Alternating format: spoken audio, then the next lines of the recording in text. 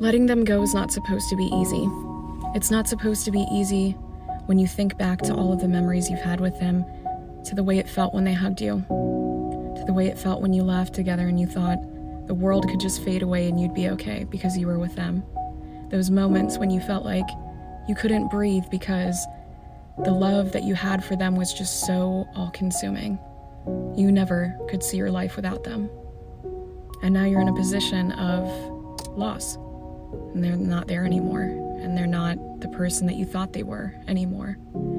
Change is inevitable. And maybe the problem behind the love that you had for them is that you realized slowly who they truly were on the inside. And it just took you some time to find that. But remember what they put you through. When you remember those good memories, remember the pain. When you remember all of the things that you feel like you couldn't live without, remember that you didn't want to live with that pain.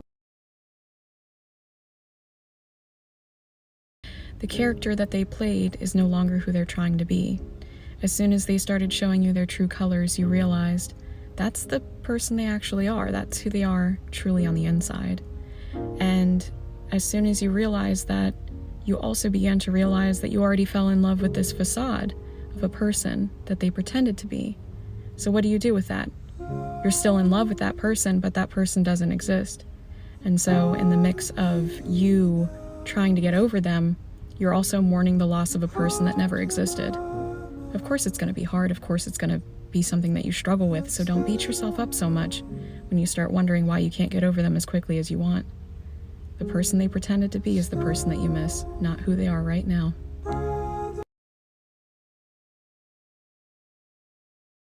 Are you afraid to lose them, or are you really afraid of facing yourself when they're gone? Sometimes we use relationships as a means to distract ourselves away from the pain we have inside. We desperately cling on to the idea that if we don't have this thing with them, that we may never feel it for someone else ever again. And so you cater to their every want and need, never considering yourself in the process. You wonder why you end up so broken when it ends. You just gave every piece of yourself away to someone else, someone outside of you. And you put your worth in their hands, not realizing that that worth was inside of you all along. It was just hiding behind the aloneness that you were afraid to face. You can do this. Are you having a hard time deciding whether or not you should discard your narcissist? Discard meaning leaving them. I use the word discard because that is what a narcissist would do to you when they were done with you. They would discard you, look at their trophy shelf of people that they have as backups, and find a new supply because the narcissist never wants to be alone. Now, you may have decided at one point that the toxicity was too much, and when you express that to them, did they start to try to sway you in the other direction and tell you, how could you leave me? Don't leave me, I can't be alone. Guilt-tripping you into staying, making you feel like they were actually going to change, making all these promises of change, and then when it came down to change, they never actually did. A narcissist will do anything not to be left because that's a shot to their ego. They don't want to be left. They always want to feel like they're in power, and if you leave, they have no power over you. Remember that the next time you consider leaving. Don't let them manipulate you. You know the truth. Love doesn't just exist with that person that you can't seem to let go of. You're holding on to the hurt with them just because it makes you feel close to them. It's the closest thing you have to hold on to is the pain. And you don't want to stop thinking about them because if you do, you may forget about all of the memories you've had. If you forget that feeling, then you have to let go of the attachment of love that you have with them. But that feeling of being in love with them doesn't cease to exist when you let them go and you release the toxicity that you experienced with them. That's not love.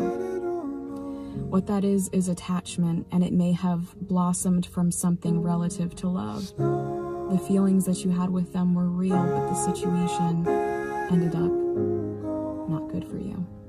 And you have to let go of the things that no longer serve your life. Release it. No one talks about the fact that after a toxic relationship, you go through these cycles of desiring them more than anything in the world and also simultaneously hating them. and feeling guilty for it because you don't want to hate them out of the fact that you had love for them at one point, and you also don't want to feel like you want to be with them because you know how much they hurt you. And when you talk to people about it and they're like, how could you care about someone who hurt you so much? It doesn't make sense because you can't express feelings in words. You can't say exactly what it was that you experienced with them. And most of the time, what we were feeling with them, what we were in love with, was the feeling of love, not necessarily them. So we're missing and craving this feeling of love. And it doesn't necessarily mean that they're the only person who can give it to us. It's just that our brain is confused and longing for something that we were used to feeling. It's so hard to get through that. And I promise you, everyone feels it. It's okay to feel that.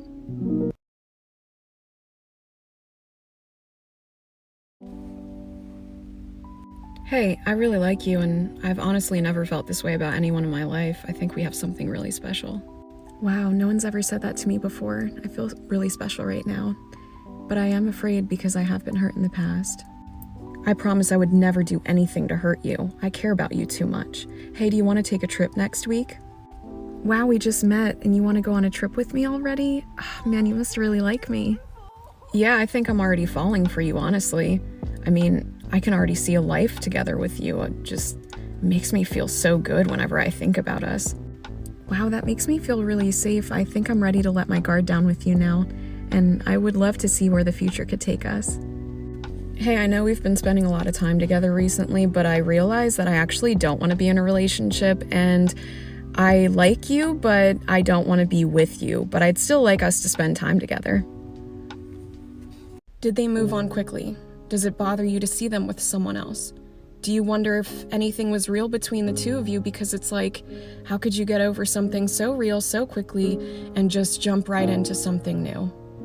Now, when someone moves on quickly from a relationship, especially when we were in a toxic relationship with them, it's not because they're suddenly a new person and ready for a new relationship and that finally, they're going to get something that they wanted with someone else and that you were the problem. The real reality of the situation is they didn't even have a chance to self-reflect on what happened between the two of you. There's no growth there. They didn't change.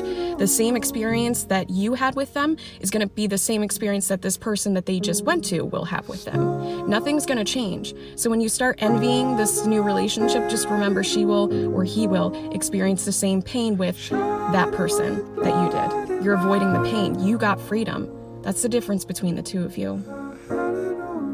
How many times can you ignore the truth in order to stay with them? How many times do you have to forgive them in order to stay with them? How many times do you have to abandon yourself in order to stay with them? When we ask ourselves these questions before we decide to leave, it can actually help fuel us to stay strong when we do decide to leave, because we remember the reality of our situation, how they really made us feel, how bad they really made us feel. And when we experience toxic relationships with people, it's like, gosh, you take this situation that had a cloud over it, this shadow, this gray area over it, and you uncover it and you finally see the light, but then it's like sitting in the light, you can't enjoy it all the time because you're so used to the shadow that they put in your life. You crave it at times, because it's what you know, because it's what you're used to, but you can always choose different. You can always grow from the situations that you're used to. You don't have to accept that for the rest of your life.